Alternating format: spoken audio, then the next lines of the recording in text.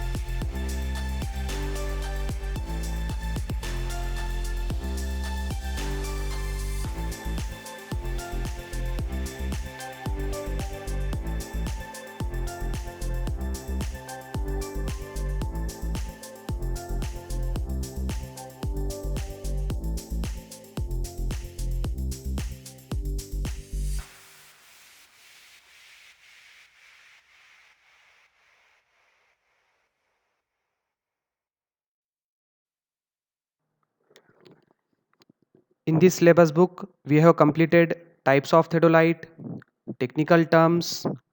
Now we are going to study the fundamental axis of transit theodolite. This is the remaining syllabus of our chapter theodolite surveying.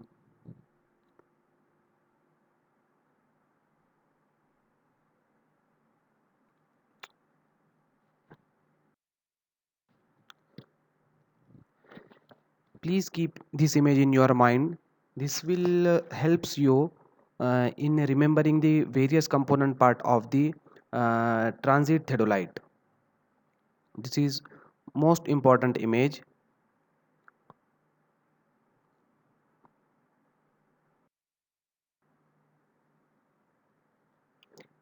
In this image you can see the some portion of satellite is shown.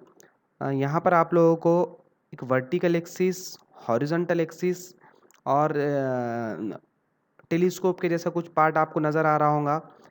ये theodolite की पूरी image ने just एक sectional part है theodolite का. कुछ theodolite के component part यहाँ पर रेफरेंस के लिए गिवन है. वर्टिकल सर्कल आप लोगों को दिख रहा है, बॉटम के अंदर हॉरिजॉन्टल सर्कल दिख रहा है आपको, टेलीस्कोप अटैच्ड है यहाँ पर. ठीक है, इसके रेफरेंस में हमको हमारे एक्सिस स्टडी करना है. वर्टिकल एक्सिस आपको यहाँ पर एक टॉप से लेके बॉटम की एक लाइन दिख रही है, ये है वर्टिकल एक्सिस। थेडोलाइट के अंदर वर्टिकल एक्सिस जब हम थेडोलाइट के टेलीस्कोप को वर्टिकली परफेक्टली वर्टिकल करते हैं, तो थेडोलाइट की उसके अंदर से पास होने वाली जो लाइन होती है उसको बोलते हैं हम vertical axis.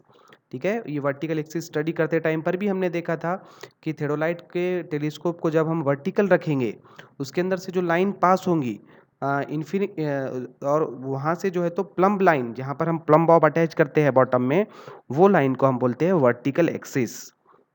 Horizontal axis, horizontal axis theodolite के टेलीस्कोप को टेलीस्कोप को अगर हम वर्टिकल सर्कल में रोटेट करेंगे, तो जो एक्सिस के अबाउट में वो रोटेट होती है उसको बोलते हैं वर्टिकल एक्सिस। इन शॉर्ट, अगर थेडोलाइट के टेलीस्कोप को हम सेंटर में परफेक्टली परपेंडिकुलर अगर सेंटर में से कुछ लाइन पास करेंगे, थेडोलाइट के टेलीस्कोप को के सेंटर में से अगर हम वर्टिकली कोई एक्सिस पास करेंगे तो वो बन जाती है हॉरिजॉन्टल एक्सिस। ऐसी एक एक्सिस है लाइन ऑफ कोलिमेशन, और उसको साइट एक्सिस भी बोलते हैं। ये भी टर्म हमने स्टडी की है। ये एक्सिस होती है आई पीस, मीन्स जहाँ से हम टेलीस्कोप में देखेंगे वहाँ से लेकर हमारा जहाँ पर भी ऑब्जेक्ट रहेगा, ठीक है, वो लाइन को ज्वाइन करने वाली एक्सिस को बोलते हैं हम साइट एक्सिस और लाइन ऑफ कोलिमेशन। ये लाइन जो है तो आई पीस के सेंटर से लेके ऑब्जेक्ट ग्लास के ऊपर हमको डायफ्राम दिखता है, डायफ्राम के सेंटर और ऑब्जेक्ट तक जो है तो लाइन पास होती है, उसको हम बोलते हैं लाइन ऑफ कोलिमेशन। नेक्स्ट, यहाँ पर सिर्फ 3 एक्सिस बताया है, एक्चुअल में जो है तो 4 एक्सिस होते हैं। एक होता है axis of bubble tube. Axis of bubble tube के अंदर बबल ट्यूब के जो कर्वेचर वाला पार्ट होता है उसको जो टेंजेंशियल लाइन होती है उसको बोलते हैं हम टेंजेंशियल बबल। अब आप लोगों को इनका रिलेशनशिप यहाँ क्लियरली यहाँ पर समझ में आ रहा है। वर्टिकल एक्सिस और हॉरिजॉन्टल एक्सिस एक दूसरे को परपेंडिकुलर है वर्टिकल प्लेन के अंदर, ठीक है। यहाँ पर एंगल बता रहा है, यहाँ पर साइट एक्सिस जिसको हम लाइन ऑफ कोलिमेशन भी बोलते हैं, और हॉरिजॉन्टल एक्सिस ये भी एक दूसरे को परपेंडिकुलर है बट इन हॉरिजॉन्टल प्लेन। ऐसे ही आप लोग देखेंगे तो साइड में वर्टिकल सर्कल के साइड में जो है तो एक हमारी एक्सिस ऑफ बबल ट्यूब होता है। एक्सिस ऑफ बबल ट्यूब और लाइन ऑफ कोलिमेशन एक दूसरे को पैरेलल होते हैं, ठीक है। ये रिलेशनशिप ये तो मैं जस्ट डायग्राम के ऊपर से एक्सप्लेन कर रहा था, अब थ्योरेटिकली हम नेक्स्ट स्लाइड में देखेंगे। द फंडामेंटल एक्सिस और lines of theodolite are, there are 5 axis और 5 lines. First one vertical axis, second one axis of plate level or axis of plate bubble, third one line of collimation, fourth one horizontal axis or Ternary axis, fifth one axis of altitude bubble। हाँ, हमने देखा है 2 bubble होते हैं हमारे पास। एक horizontal angle measure करने के टाइम पे हम जो अपर प्लेट के ऊपर बबल होता है उसको और उसकी एक्सिस को हम बोलेंगे प्लेट बबल, और plate axis of plate level, ठीक है। ऐसे ही एक बबल हमारा टॉप वर्टिकल सर्कल के पास होता है, उसको हम बोलते हैं एल्टीट्यूड बबल। एल्टीट्यूड बबल के जो एक्सिस पास हो रही है उसको बोलेंगे हम एक्सिस ऑफ एल्टीट्यूड बबल। तो ये 5 बेसिक लाइंस होते हैं हमारे ट्रांजिट थेडोलाइट के अंदर। 5 फंडामेंटल एक्सिस जो है हमारे ट्रांजिट थेडोलाइट के, इनके बीच में किस तरह से रिलेशन होता है वो हम यहाँ पर थ्योरेटिकली देखेंगे। इमेज के अंदर तो मैंने आपको ब्रीफ एक्सप्लेन कर दिया हूँ।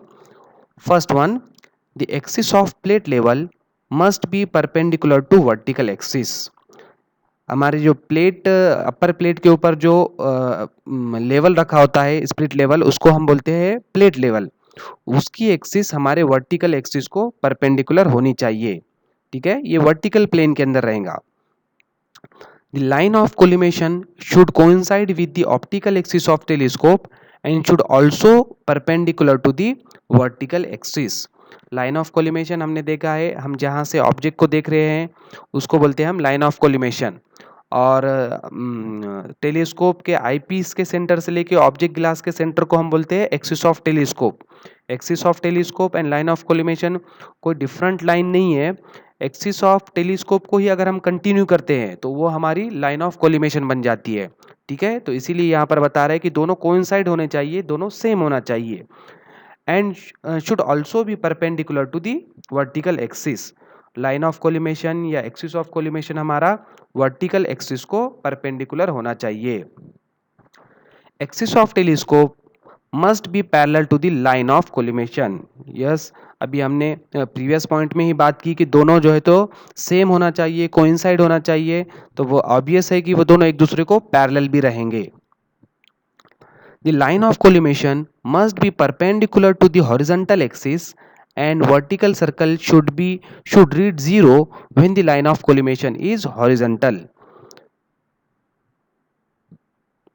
लाइन ऑफ कोलिमेशन जहाँ से हम लोग ऑब्जेक्ट को देख रहे हैं और हॉरिजॉन्टल एक्सिस जो टेलीस्कोप के सेंटर में जिससे पास हो रही है वो दोनों भी एक दूसरे को परपेंडिकुलर रहेंगे हॉरिजॉन्टल प्लेन के अंदर and vertical circle should read 0 when line of collimation is horizontal. Yes, हमारा वर्टिकल सर्कल के अंदर जो है तो 0 रीडिंग आना चाहिए जब हमारा line of collimation perfectly horizontal रहेंगी। जब भी हम परफेक्टली हमारे थेडोलाइट को लेवल करेंगे तब हमारा वर्टिकल सर्कल के अंदर की रीडिंग 0 आना चाहिए। इसका मतलब है कि हमारी line of collimation perfectly horizontal है। अगर ऐसा नहीं हो रहा है तो इसका मतलब है कि उसके अंदर कुछ ना कुछ एरर आ रहा है। ठीक है, परमानेंट एडजस्टमेंट के अंदर हम देखेंगे कि एरर किस तरह से आते हैं और वो एरर को कैसा हम रिमूव करते हैं। ठीक है, next, temporary adjustment of theodolite. The temporary adjustment are made at each setup of the instrument before we start taking the observation with the instrument. There are three temporary adjustment of the theodolite: setting up and centering, second leveling, third focusing or elimination of parallax. Theodolite के दो type के adjustment होते हैं, एक तो होता है permanent adjustment और दूसरा होता है टेम्पररी एडजस्टमेंट। परमानेंट एडजस्टमेंट के अंदर थेडोलाइट के जैसा भी हमने लास्ट स्लाइड के अंदर देखा, थेडोलाइट के वेरियस जो एक्सिस है, डिफरेंट एक्सिस है, उनके बीच के रिलेशन को वापस से ठीक करने को बोलते हैं हम permanent adjustment. Permanent adjustment generally हम मैन्युफैक्चरर से या डीलर से जब थेडोलाइट परचेज करते हैं तब उन्हें हमको एक सर्टिफिकेट देता है जिसको हम कैलिब्रेशन सर्टिफिकेट भी बोलते हैं या उसको हम परमानेंट एडजस्टमेंट सर्टिफिकेट भी बोल सकते हैं। ठीक है, तो परमानेंट एडजस्टमेंट जनरली थेडोलाइट को हम परचेज करते टाइम या अगर थेडोलाइट हमारे पास बहुत दिन से वर्किंग में है तो उसको हमको वापस से कैलिब्रेशन कराना पड़ता है, उसके सारे फंडामेंटल एक्सिस के बीच का रिलेशन हमको वापस से प्रॉपर जो एक्चुअल होना चाहिए वो हमको करना पड़ता है, उसको बोलते हैं हम परमानेंट एडजस्टमेंट। परमानेंट एडजस्टमेंट हमको हर बार जब भी हम सर्वे करेंगे तब करने की ज़रूरत नहीं है, ये साल में या 6 महीने में जब भी आपको लग रहा है कि हमारा थेडोलाइट बहुत यूज़ में है, ठीक है, या इसकी सेटिंग डिस्टर्ब्ड हो गई है तो हम परमानेंट एडजस्टमेंट करते हैं। जनरली टेम्पररी एडजस्टमेंट हमको हर बार करने की ज़रूरत है। जब भी हम इंस्ट्रूमेंट साइट पे लेके जाएंगे, फील्ड पे लेके जाएंगे, तब हमको हर पॉइंट के ऊपर जहाँ जहाँ भी हम थेडोलाइट रखेंगे टेम्पररी एडजस्टमेंट हमको रिपीटेटिवली करना पड़ेगा। ठीक है, टेम्पररी एडजस्टमेंट के अंदर बेसिक 3 स्टेप्स है। डिफरेंट बुक्स के अंदर उसको जो है तो और स्प्लिट करके 5 से 6 पॉइंट्स बताया है, बट बेसिकली टेम्पररी एडजस्टमेंट के अंदर 3 ही स्टेप आते हैं।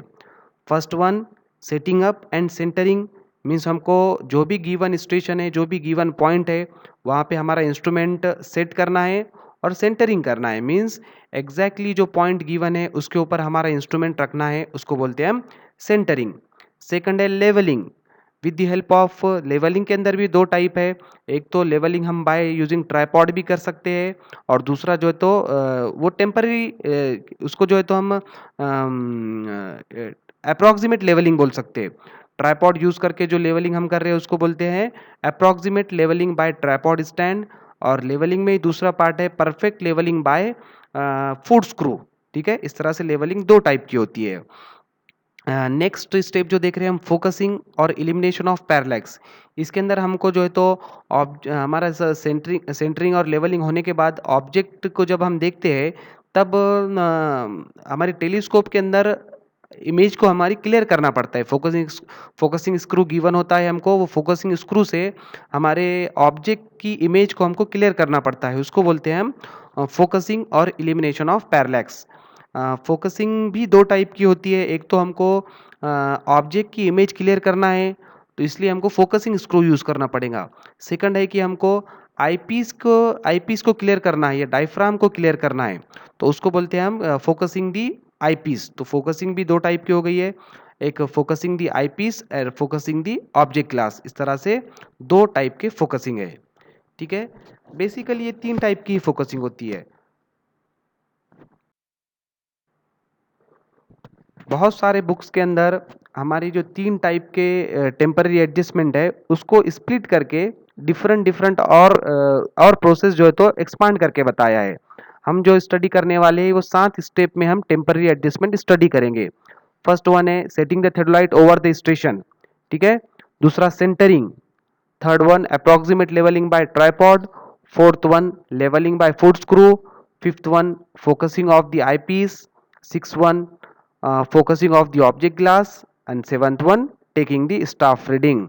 आप एन एन बसक की बुक या कोई स्टैंडर्ड बुक अगर यूज़ करोगे तो आपको बेसिक 3 के साथ साथ ये जो 7 स्टेप है, ये 7 स्टेप भी देखने को मिलेंगे। डिफरेंट डिफरेंट बुक में डिफरेंट डिफरेंट स्टेप्स गिवन है।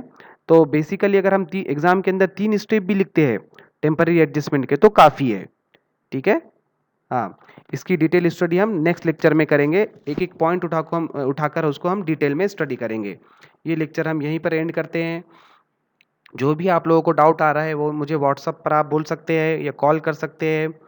और आप सभी लोगों को पता है कि हमारे पास कॉलेज में फर्स्ट ईयर के एडमिशन भी स्टार्ट हो चुके हैं, ठीक है? सिविल, मैकेनिकल, इलेक्ट्रिकल ब्रांचेस के अंदर हमारे फर्स्ट ईयर के एडमिशन स्टार्ट हो गए हैं।